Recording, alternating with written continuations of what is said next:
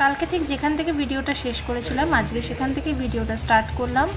এখন যাচ্ছি আমরা সমৃদ্ধের প্রিটির ড্রেস আনতে। আর আজকে যেহেতু স্কুলে একদিন ডেট দিয়েছিল সেটা নেওয়া হয়নি, আমরা ছিলাম না বলে, তো আজকে দোকান থেকেই কালেক্ট করতে হবে। তো চলো আমরা শ্রীরামপুর মার্কেটে যাই এবং সেখান থেকে প্রিটির ড্রেসটা নিই।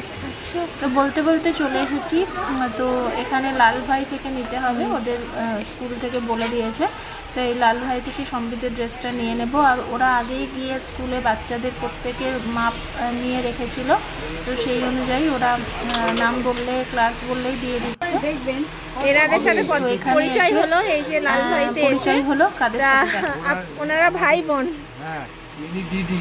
হ্যাঁ ইনি দিদি, ওনার বয়স 85 প্লাস। হ্যাঁ আর ওনার হচ্ছে 84। তা দিদি নাম্বার 1 থেকে আপনাদের দেখেছিল।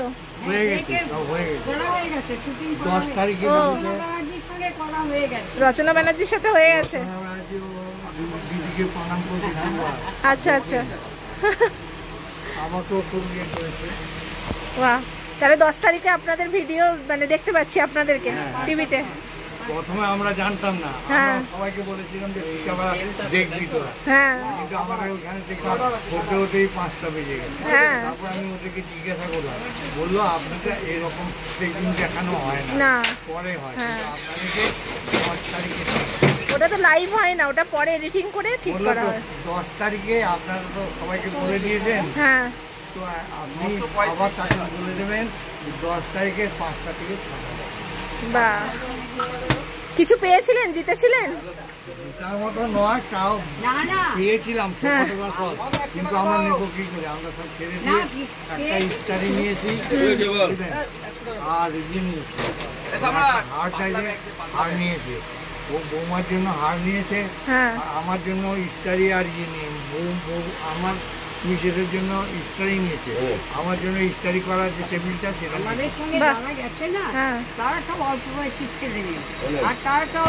শুধু তাই নয়, আমরা পেয়েছিলাম, কিন্তু আমরা নেবো কি করে? জিনিস দরকার। তাহলে ওরা কি ছেড়ে দিলেন, আপনারা টাকা দিয়েছে? না আমরা তার পরিবর্তে ওই ছোট ছোট জিনিস চয়েস আছে। আচ্ছা, আয়রনটা সুবিধা নিচ্ছে, আয়রনের টেবিলটাও সুবিধা, হাতটাও সুবিধা। আচ্ছা, যেটা আমরা ওই ধরুন আমার 10-15,000 টাকা লাগছে, আবার 20%। তাহলে আপনারা যোগাযোগ করলেন কিভাবে? ওখানে বর্ধমানে গেছিল? আচ্ছা আচ্ছা, দিয়েছি দিয়ে পরে ওরা ডাকলো যে এরকম ভাই, আমি ভেবেছি আর হবেই না। আচ্ছা আচ্ছা, ভাই আছে, বললাম হ্যাঁ। বলছে আমরা ভাই বোনের ইয়ে করছি, আপনার এই বয়স দেখে আপনাকে আমরা ডাকলাম, আপনি আমার ভাইকে নিয়ে আসবেন। ভাইয়ের কত বয়স বললাম, বললো অবশ্যই ওই তারিখে 12টার মধ্যে এখানে চলে আসবে স্টুডিওতে। খুব যত্ন করেছে ওরা, খাওয়া দাওয়া এরকম তো রেকর্ড, এত বয়সে ভাই বোন। হ্যাঁ সেটা ঠিক। না এই তো বললাম তো 10 তারিখে দেখাবো।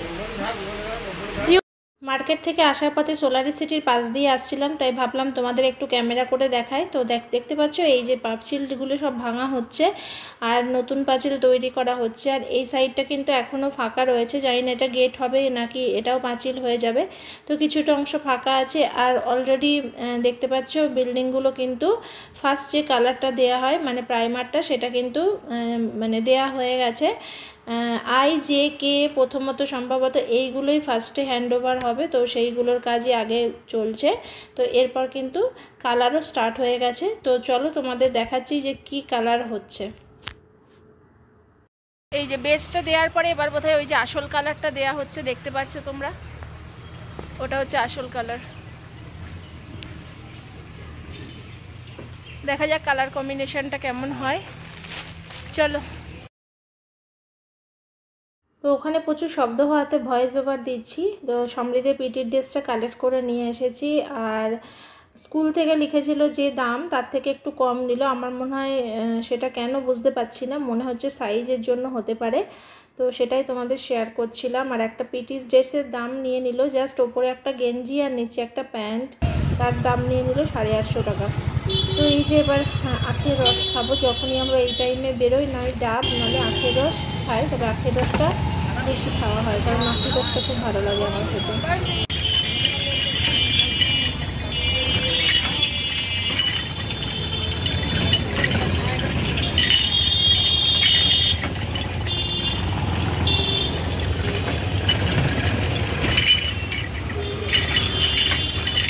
বাইরে বেরোলে আখের রস বা ডাবের জল হচ্ছে মাস্ট, মানে খাওয়া একদমই উচিত।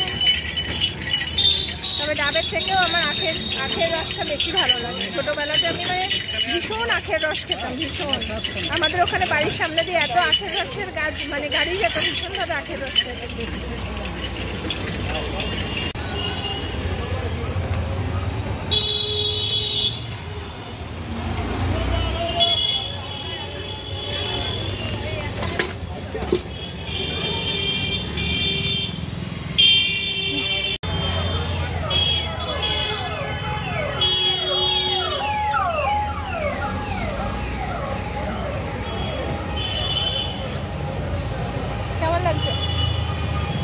আগে ছোটবেলায় এরকম গোপ বানাতাম, এই সুন্দর একটা গোপ বানাতাম।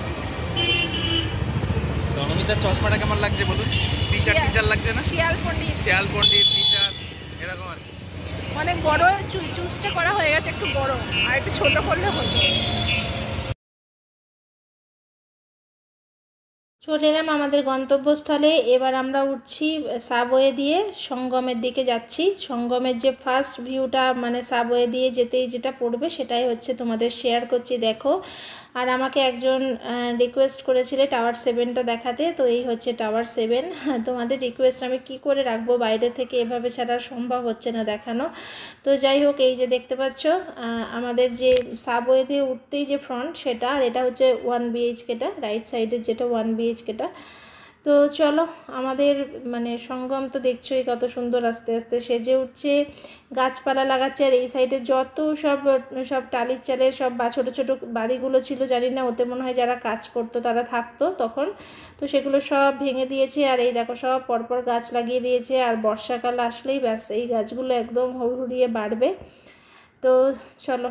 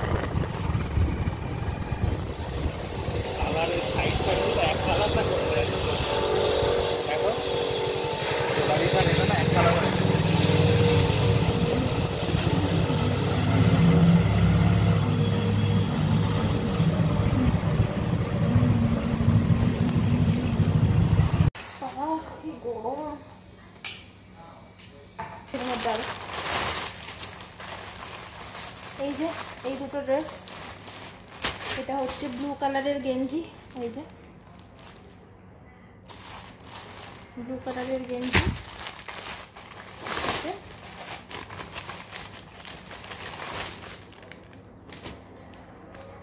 এটা হচ্ছে প্যান্ট।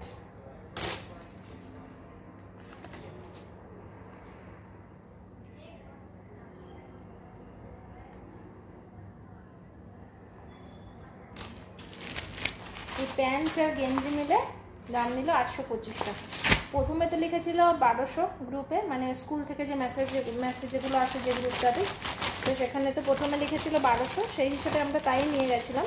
এটা দেয়ার ডেট ছিল বৃহস্পতিবার, তো বৃহস্পতিবার না শুক্রবার দেয়ার ডেট ছিল। এবার শুক্রবার বেমালুম ভুলে গেছিলাম, ঠিক আছে। তো শুক্রবার দিদির বাড়িতেও যাওয়া ছিল, সকালবেলা থেকে মাথাতেও ছিল না। তো তারপরে আজকে স্কুলে আনতে গেছিলো, তো বললো সেই একদিনই এসেছিলো ওরা নিতে, আজকে আর আসবে না, এবার দোকান থেকে কালেক্ট করতে হবে। তো আজকে দিয়ে নিয়ে এলাম। আমার মনে হয় সাইজের ওপর মনে হয় দামটা ভ্যারি করছে, মানে অনেকে আছে অনেক বেশি হেলদি বা অনেকটা আরও বেশি লম্বা, তো তাদের ক্ষেত্রে হয়তো দামটা আর একটু বেশি আমার যেটা মনে হলো, কারণ ওরা 1200 টাকা প্রথমেই গ্রুপে লিখে দিয়েছিল, মানে সব থেকে বেশি যেটা লাগতে পারে সেটা লিখে দিয়েছিল। তো তারপরে মানে বাড়ালে তো প্রবলেম, কমলে তো আর প্রবলেম নেই, কমলে বরঞ্চ ঠিক আছে। তো যাই হোক, আমরা তো সেই হিসেবে 1200 টাকায় জানতাম, তারপরে 825 টাকা নিল সাইজ অনুযায়ী আমার মনে হয়। তো এই তো এবার কাজ আর কিছু নেই, এখন একটু বসবো। তারপর আজকে আবার আমাকে সমৃদ্ধকে আনতে যেতে হবে, সুমিত ওই সময় যেতে পারবে না, মিটিং আছে। সোমবারটা বাড়ি থাকলে কোনো লাভ নেই আমার অ্যাকচুয়ালি, এবার থেকে বলবে সোমবার অফিস যাও। সোমবারও বাড়ি থাকলে আমার কোনো লাভ নেই, আমাকেই সেই দৌড়াতে হবে।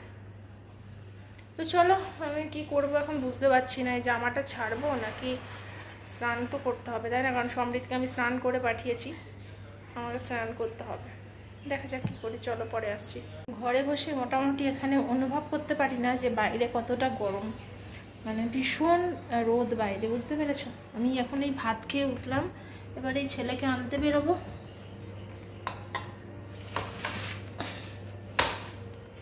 ছাতাগুলোর মধ্যে রাখি তো। গরমকালে কিন্তু ছাতা ছাড়া চলবে না, শীতকালে বেশ এই সিস্টেমটা ভালো ছিল। শীতকাল আমার যদিও পছন্দের না, তাও ছাতা না নিলেও চলে যেত। তো চলো আজকের মতো এখানেই ভিডিওটা শেষ করছি, সকলকে টাটা।